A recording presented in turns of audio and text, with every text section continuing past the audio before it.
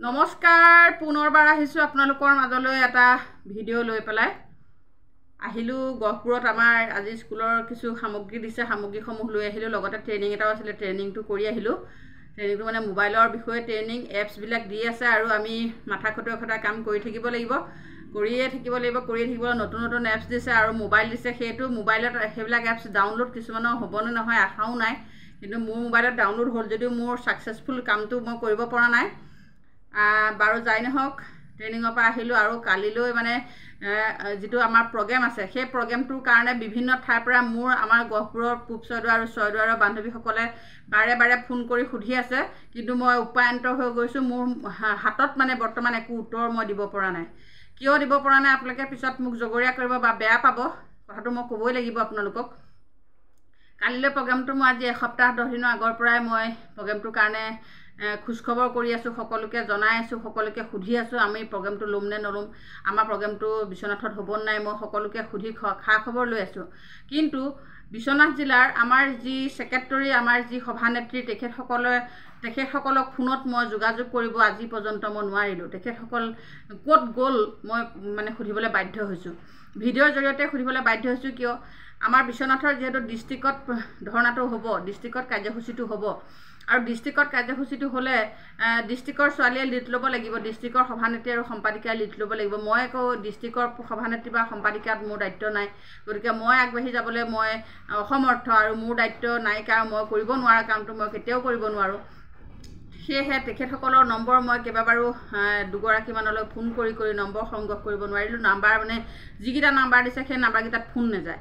আৰু আমাৰ বিশ্বনাথ জিলাখনৰ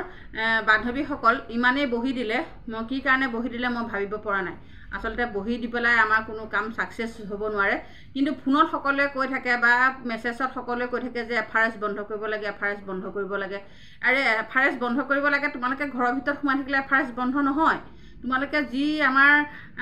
এফআৰএছ বন্ধ কৰাৰ সিস্টেম সেই সিস্টেমখিনি সকলোৱে ফলো কৰিব লাগিব তেতিয়াহে আমাৰ এফআৰএছ বন্ধ হ'ব বা এফআৰএছ বন্ধ কৰিবলৈ বাধ্য কৰাব পৰা যাব কিন্তু এতিয়া মই যি দেখিলো মই আমাৰ বিশ্বনাথৰ আমাৰ চয়দুৱাৰ আৰু পূব চয়দুৱাৰ আইচিডিএছ বুলি এটা গ্ৰুপ খুলি থৈছিলো মানে প্ৰায় তাত 100 জনী ছোৱালী এড হৈ আছে আৰু এটা গ্ৰুপ চয়দুৱাৰে খুলিছিলে মানে দুটা অফিচ চয়দুৱাৰৰ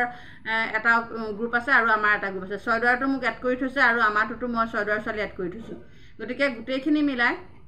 মই কাইলৈ কাৰ্যসূচীটোৰ কাৰণে ইমান মেছেজ দিলো আমাৰ গহপুৰৰ কোনো ছোৱালীয়ে ৰিপ্লাই নিদিলে খুব মনটো বেয়া লাগিলে কিন্তু ফোনত হলে মোক আজি সুধি আছে ধৰ্ণা দিবনে নিদিয়ে কাৰ্যসূচী হ'বনে নহয় তোমালোকে কাৰ্যসূচী হোৱাৰ হলে আগতীয়াকৈ কাৰ্যসূচীখিনি ল'বৰ কাৰণে প্ৰচেছিং কৰিব লাগিব আজিটো ঘপককে ধৰ্ণাটো বা প্ৰতিবাদটোৰ কাৰণে কলা দিৱসটোৰ কাৰণে আমি সিস্টেম নহলে আমি আগবাঢ়ি যাব নোৱাৰিম নহয় বাইদেউসকল আপোনালোকক কৈছো মোলে যিসকলে ফোন কৰিছে বা যিসকলে যোগাযোগ কৰিছে সেই বাইদেউসকলক ক'ব বিচাৰিছো আমি প্ৰচেছটো এসপ্তাহৰ 10 দিনৰ আগৰ পৰা এই প্ৰচেছটো আমি হাতত ল'ব লাগিব আৰু বৰ্তমান বিশ্বনাথ জিলাৰ বান্ধৱীসকল একেবাৰে বহি পৰিলে আমাৰ যোৱা সময়ত আমাৰ কিছুমান কথাৰ কাৰণে আসলতে বান্ধৱীসকল এনেদৰে বহিবলগীয়া হ'ল হলেও বান্ধৱীসকল বহিলে এতিয়া বহি থাকিলে জানো আমাৰ কামবিলাক সাকসেস হ'ব এতিয়া এফআৰএছ লৈ আপোনালোকে আমনি পাইছেনে নাই বাৰু মাহে মানুহৰ মুখৰ আগত যে কেমেৰাটো লৈ ৰৈ থাকিব লাগে সেইটো আপোনালোকে আমনি নাই পোৱা নেকি আমনি যদি পাইছে তেতিয়াহ'লে আপোনালোকে নিশ্চয় কাইলৈ কাৰ্যসূচীৰ কাৰণে আপোনালোকে সজাগ হ'ব লাগিছিলে কিন্তু মই সজাগ হোৱা নেদেখিলো এতিয়া মোৰ উপায় নাই মোলে ফোন কৰি আছে মই আজি আমি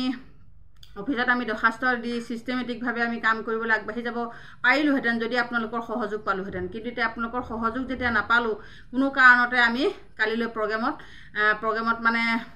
এতিয়া দুধুৰ হৈ আছে তথাপিও আমাৰ চয়দুৱাৰৰ বাইদেউসকলে কৈছে আমি ইয়াৰ পৰা আমি যোৱাটো চেষ্টা কৰি আছো আৰু যাবলৈ ওলাই আছো কিন্তু সকলোৰে সহযোগ আমি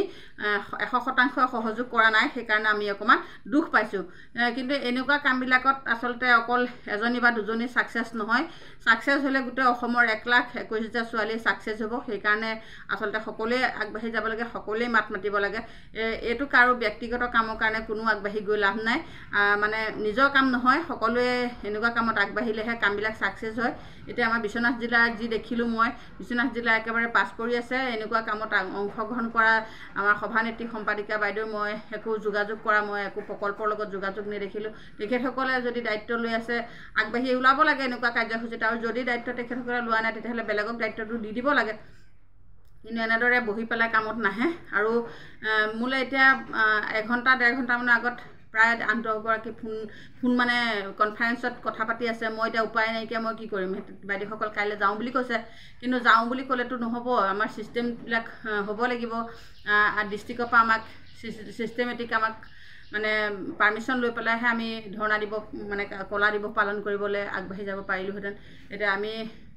ছিষ্টেমেটিক নোহোৱাকৈ কোনো কামত আমি আগবাঢ়ি যাবলৈ অসুবিধা হৈছে। তথাপিতো আমি যোৱাটোৱে চেষ্টা কৰি আছোঁ। কি হয় চাওঁ। আপোনালোকে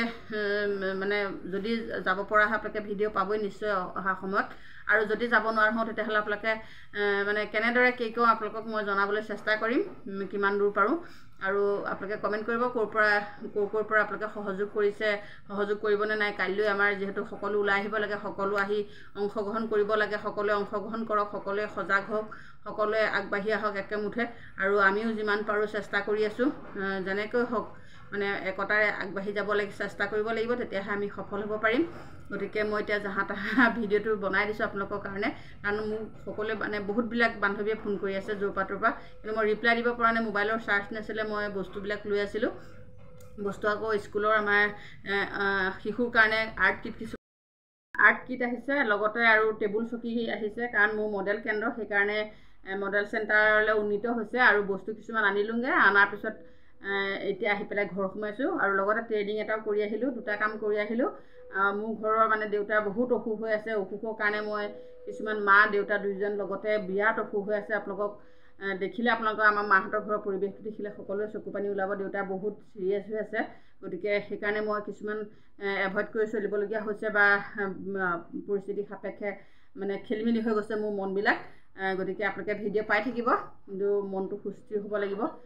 অহা ভিডিঅ'ত আপোনালোকে কেনেদৰে কি কৰোঁ আপোনালোকে দেখিবলৈ পাব। ধন্যবাদ।